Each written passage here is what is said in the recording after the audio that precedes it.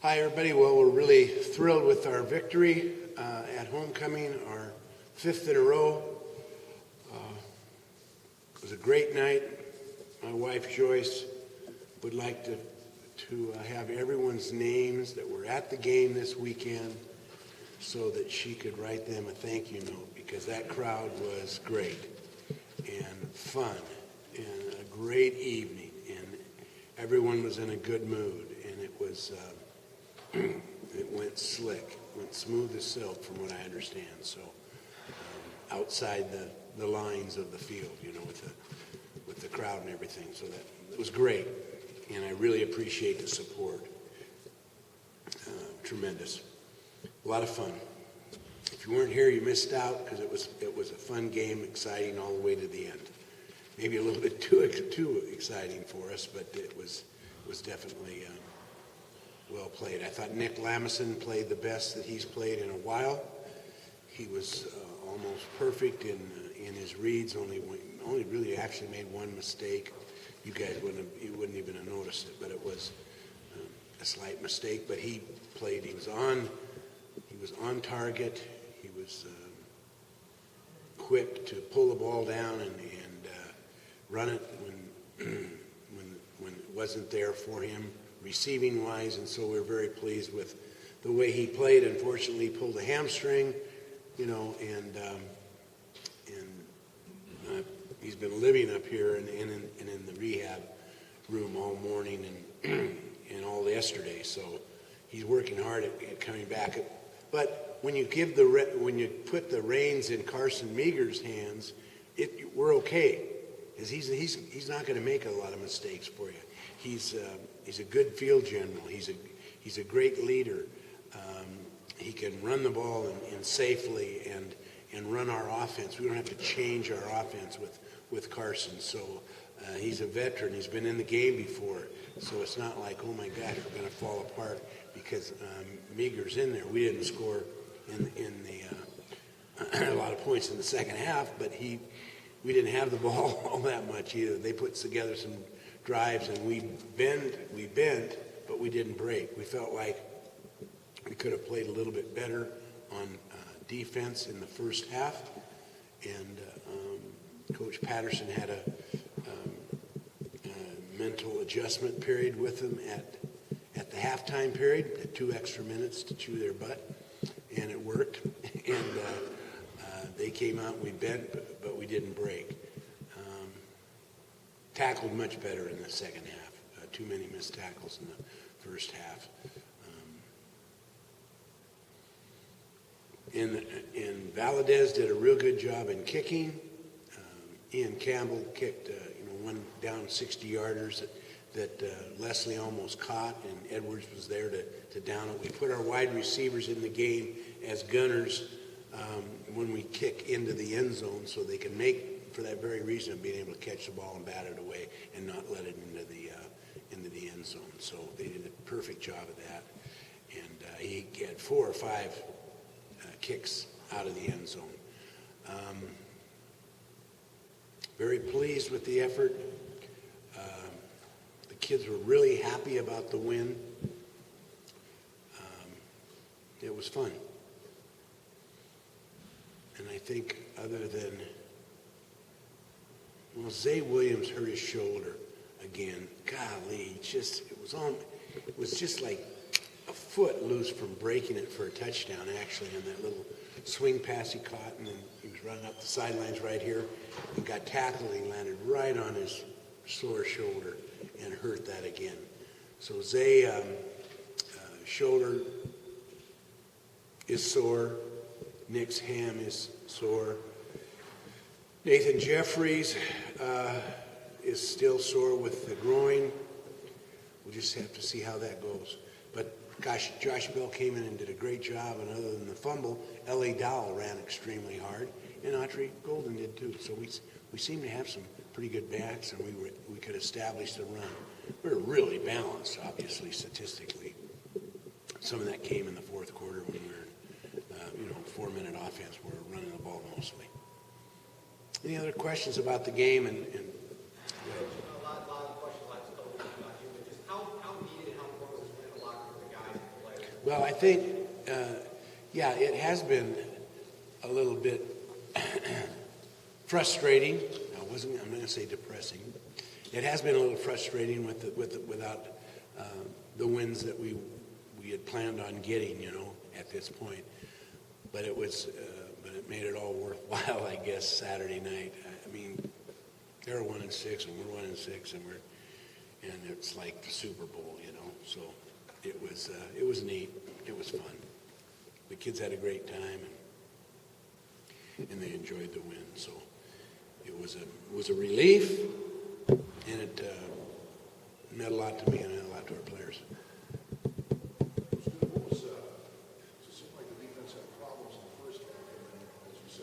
Yeah, we did have problems in the first half, and some schematic things, but I think the main thing was our open field tackling wasn't as crisp as we would have liked it, and that's kind of what we wanted to do, was let them throw in front of us, because of those pro offenses that they run, they've always got a guy going deep, but they were always going to check the ball down, and they checked it down to their backs, or someone sliding across the middle, and then we wouldn't tackle him, or a guy in the flat, and then would miss the angle and not tackle him. So I think that's maybe what Andre was as frustrated about as anything. But and we're going to have to, do that again this week coming up. We're going to have to be a better tackling team than we were the first half. But in the second half, they would catch that ball, and we would tackle them, and they might get a first down. We were willing to let them get the first down, but tackle them and don't let them get even advanced yardage after catch. Brett? Do you have any kind of feel on Nick, or when you're going to know about it? Do I have any kind of feel on Nick, or when we'll know about it? I got a feeling he's going to play. I think it's worse than it was last week. Depends on what we're going to do, how much he will play. It was part of the game plan to run the quarterback, obviously. He averaged 9-10 yards a carry, Nick did, before he left the game, and we ran the quarterback more on keeps than we have before.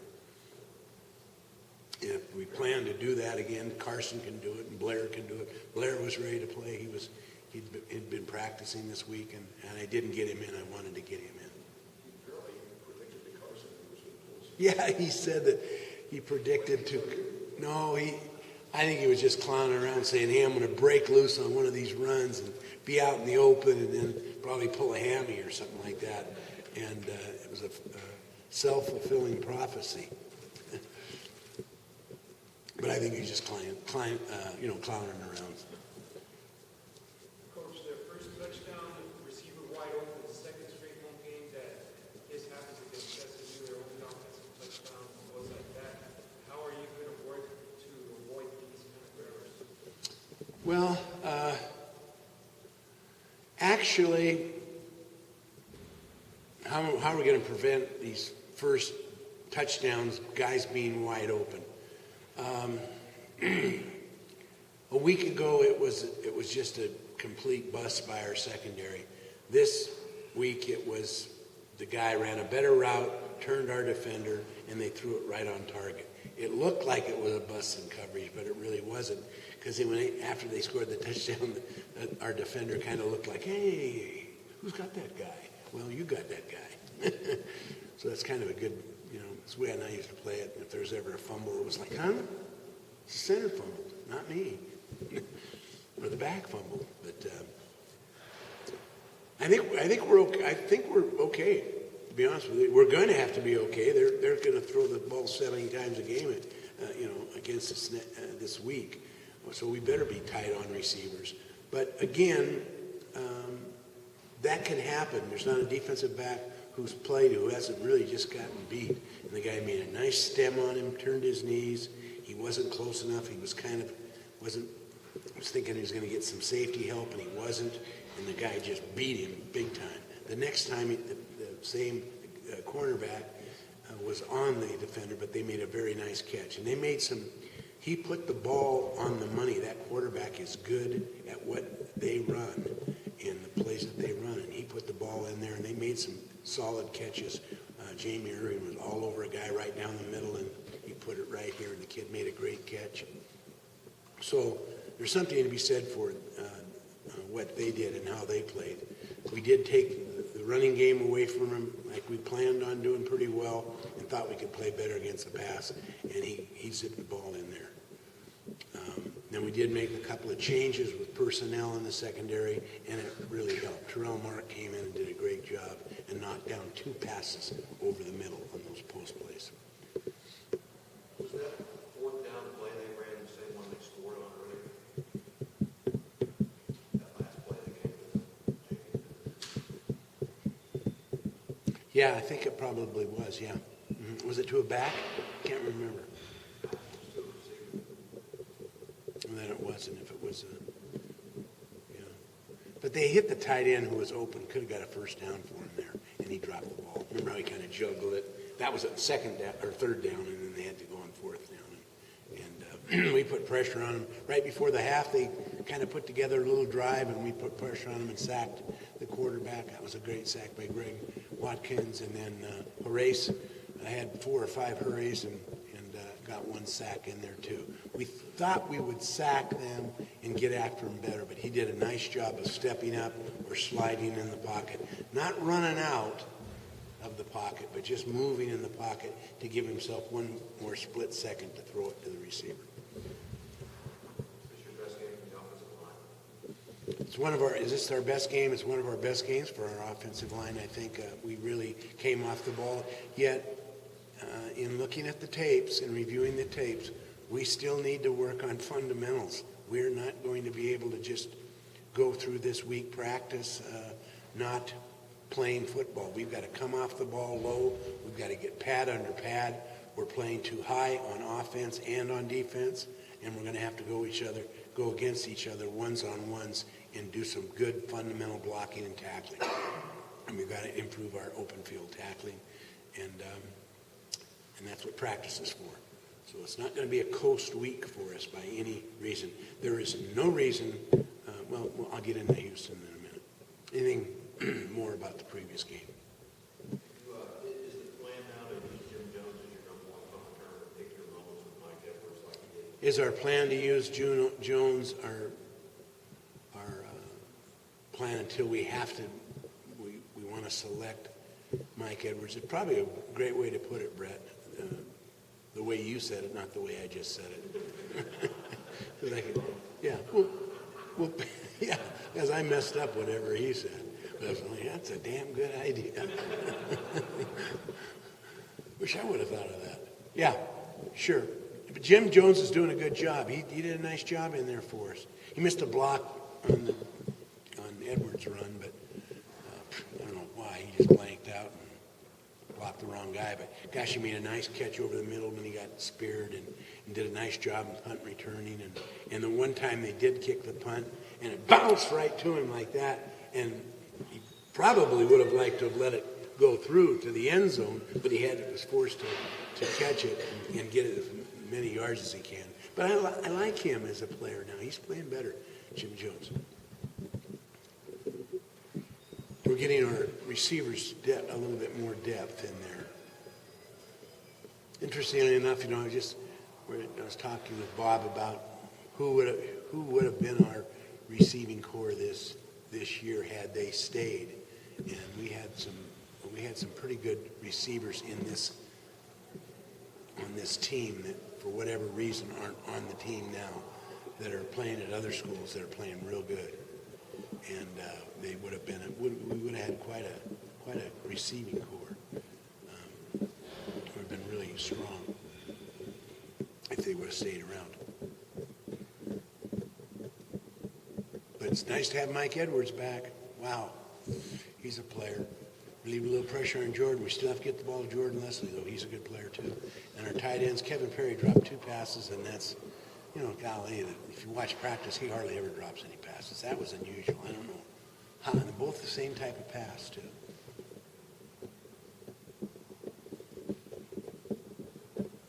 Okay.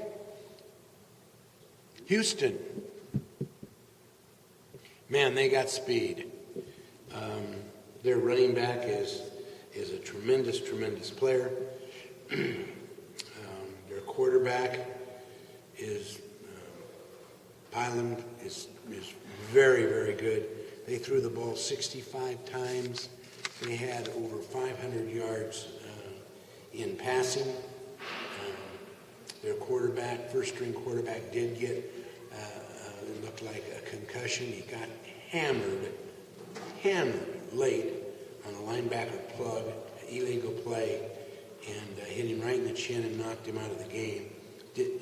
But each of the three quarterbacks threw 2 interceptions. Can't beat anybody giving the ball up 9 times, and the way that it happened. So they really had no chance, but they did score 42 points against a team that we couldn't score a point against, and just ran into a nightmare against SMU. Anything that could go wrong went wrong for Houston, and so but it doesn't make them any less team. Charles Sims, probably this will be his last year in Conference USA. He's a junior, but he'll probably turn pro. He's that good. He's a tremendous running back and tremendous wide receiver. They stick him out and just let him play regular wide receiver and get the ball to him. Or he comes out of the backfield or he runs the ball. He's really a really good player. They have 2 linebackers that are in the top 10 in sacks and tackles for loss. They run all over. They blitz like crazy, take chances, and they were 3-0. You know, had 3 straight wins going into this last game, and it erupted on them, and SMU just took advantage of it. Best punter in the conference, one of the best punters in America, and best kicker in the conference. So their kicking game is sound. But they messed up on the kicking game, dropped a couple of punts too. Well, I think what's different about Houston is what's been different in the last 9 years that we played against them. They don't have Case Keenum. He was there 9 years, wasn't he? And he'll probably be on the sidelines standing over there. So, Hi, Case. How's it going? Take that, will you? So other than that, there isn't much different. They got speed to burn, and they can run. They're a track team, and their defense plays hard. But they have given up big plays, and they have made mistakes. I'm not saying they're mistake-free. But this last game was just indicative of the way of the game. It's not going to be like this. Coach, the Bend did not break defense. You used to do it with 33 points a game. How do you try to slow them down? How do you contain the offense? Well, there's 2 ways. SMU came after them and blitzed them a lot, and knocked their quarterback out of the game, and then put heated pressure on the next 2 backups. That, it's not easy to be a backup and come in there and throw a pick, touchdown. Then the other guy comes in, he throws a pick for a touchdown. They all shared, in the frustration of that game, I'm sure. But or is to have them get their yards and come up and tackle them, and don't allow any big plays. They're a big play offense. You have to take angles. I would think it's very hard to play man defense against them, because if they break it and you're in man, it's going to go for a long way. If they catch the ball and break it in a zone, you're watching the quarterback and your eyes are downfield on the play. In zone, you have it, keep everything in front of you.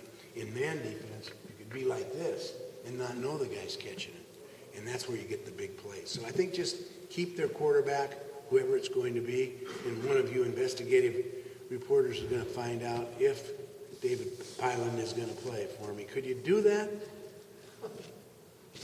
Duke, could you do that for me one time? Just one time. Make some phone calls down to some old friends down there and find out if that guy's going to play. Does it make a difference? No, it doesn't make a difference in how we practice. It doesn't make a difference how we play the game. We've got to put pressure on him, mix up the coverages on him as well as any other quarterback.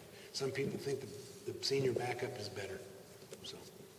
And Coach, I know offensively, first out against Tulane, 24 points. That was a big in the game. Beaver came in, 0 points out of the offense. And they came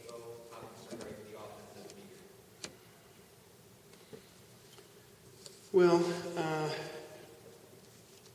be nice to have a gun loaded with full bullets, with all your bullets in it, you know. It would be nice for Nathan Jeffries to be ready to go. It would be nice for Jordan Leslie and Mike Edwards to be ready to go, which I think they're going to be ready. I thought Craig Winrig played very well at tight end, catching the ball and running with it. Our offensive line blocked as good as they have in the past. We threw a couple wrinkles in there. We probably could have thrown a play-action pass or two late in the game with Carson because we were just running, you know, and but the run was working, so that's okay too. But we're gonna have to score more than 24 points to beat Houston, I would think. Coach, was that? I don't know how I'm going to do that, so I intentionally avoided answering that question because I have no freaking idea. With them passing so much, do you try to run the ball more to limit the recession? Yeah, well, they pass a lot, and you're talking about Houston. Yeah, they pass an awful lot, and they run the offense fast. They're going to run 100 plays. They ran 97 plays last week and got beat by 30 points. Houston did. So they run, you know, every second they run the play. They I think 12, 14 seconds a play is what it takes them to run. No huddle. Go, fast, get the plays in. Call on the play even before the play's over with. Boom, boom, boom, boom, boom, boom. They're the fastest at the no-huddle offensive team that we've seen this year. So, do we run the ball, slow the clock down, keep it close? I don't know. That's a strategy. No question about that. That is a strategy. You know, we kind of had that strategy going in the Oklahoma game, but they didn't speed it up like these guys are speeding it up against us. Oklahoma didn't. I mean, they went no huddle and they went fast, but not like these guys. I mean, these guys are fast. And maybe with a backup quarterback playing, he may not be able to pick that tempo up like Pyland's doing, you know. So I'm not sure. I'm not going to tell you what the answer would be to that question if we're going to run or pass, but I'm really not sure what we're going to do yet. It's still Monday. You guys haven't had a lot of success in Houston in the years. Haven't had a lot of success in Houston in the years. You're right, and we should have more success there. We'd like to start that with this game. We played pretty well. We've had some close games with Houston down there and Rice, but we haven't played well. When I was at Washington State, we used to play in Los Angeles quite a bit, you know, USC and UCLA, and we didn't have much success down there either. A lot of our players were from California, and it was like a family reunion every time you went down there. I mean, more people at the hotel and kids and aunts and uncles. And so I'm cautioning this team, because we have 17 or 18 players from Houston, you know, that this is a business trip. We're going down there for one reason and one reason alone, and that's to play the game. Now, it's hard to tell parents, aunts, and uncles that you can't come, you know, but there's always, everybody has one cousin that, you know, stops the bus, you know, and puts his cigarette out and says, "Hey, Tom, where's my tickets?" You know, and it's embarrassing for Tom, but I mean, don't we all have a cousin like that? And so it's hard to get away from it when you go to Houston, and that is a distraction, I think. But we're going to do everything we can to make sure that all the tickets, or all the cousins got tickets. If they don't have tickets, it's probably not going to be a sellout. Fork up the $7 for general admission and go into the stadium. You'll find some seats. I don't think the game's going to be sold out. So, and let the guys get prepared for this game, because it is the most important game that we're playing. There is no question about it.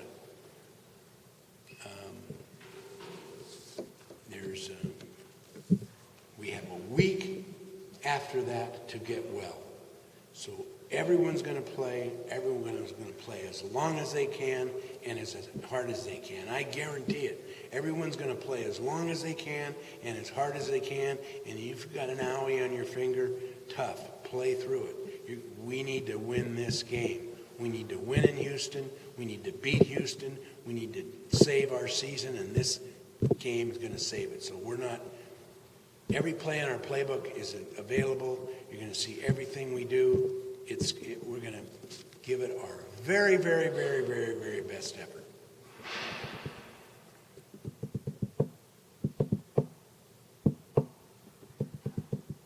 So I told the team that a victory, we have a bye. There are boats leaving out of Houston for the Caribbean cruises. That would be a great reward. Or we can come back and get flu shots for free. But they're flu shots. So now I'm threatening them for a win. Now this isn't just win one for the Gipper. I'm threatening them and paying them off, buying them off. How'd the beer sales go, by the way? I don't know, man. I didn't have a beer. I sent a caseload of ice up there to my oldest son in the press box, but I don't think he got to it either. No, just kidding. Okay, thanks.